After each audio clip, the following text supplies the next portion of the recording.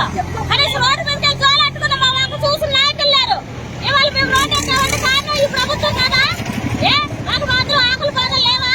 వాళ్ళకి ఒక్కరికేనేది ఎన్ని వందలు పెట్టి కేకులు అవి కట్ చేసుకుంటే మా బాధ తీసే నాదులు లేరా? ఈ ప్రభుత్వం ఎంతవరకు వాళ్ళ హ్యాపీనెస్ వాళ్ళ సుఖం వాళ్ళే చూసుకుంటున్నారు తప్ప అంగన్వాడీ ఇవాళ పుట్టిందా? ఈ సీఎం గారు పుట్టినప్పుడే ఈ అంగన్వాడీ పుట్టింది కదా. మరి అప్పుడు ఈ అంగన్వాడీ వాళ్ళ బాధ వినొద్దా? మేము ఓటేయకుండా గెలిచాడు ఆయన. మేము ఓటేసి గెలిపిస్తేనే ఈ రోజులో ఆయన ముఖ్యమంత్రి అయ్యాడు. అటువంటి అప్పుడు మా ఆవేదన మా ఆక్రందన ఎందుకు వినిపించుకోపోవాలి? ఎప్పుడు జరుపుకుంటున్నాం దినాలు కనీసం అంత హ్యాపీనెస్ మాకు కూడా ఒక న్యూస్ చెప్పచ్చు కదా. మాకు కావాల్సిన ఏంటి? కనీసం వేతనం అడుగుతున్నాం. సుప్రీంకోర్టు ఇచ్చిన గ్రాడ్యుయేట్ సుప్రీంకోర్టు ఇచ్చిన గ్రాడ్యుయేట్ అమలు చేయడానికి కష్టం ఏంటి అసలు? మన సొమ్మే కాదా? అది ఇంట్లో సొమ్యం తెచ్చిస్తున్నాడా? ప్రజల సొమ్మే కదా.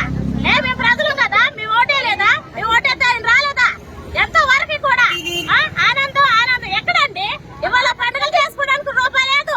ఇవాళ జీతం నష్టంతో మేము ఇవాళ రోడ్డు ఎక్కామంటే కారణం ఏంటి? ఈ ప్రభుత్వం కదా. ఈ ప్రభుత్వం కొంచెం కూడా ఆలోచించక్కర్లేదా? ఎంతమంది ప్రజాప్రతినిధులు ఉన్నారే మా మీద కామెంట్స్ పెడుతున్నారు. మీ అమ్మలు మీ అక్కలు లేరా మా మీద పెట్టడానికి? వాళ్ళు కొవ్వెక్కిందా లేకపోతే సిగ్గుందా? అలాంటి కామెంట్స్ మా మీద పెడతామేంటి?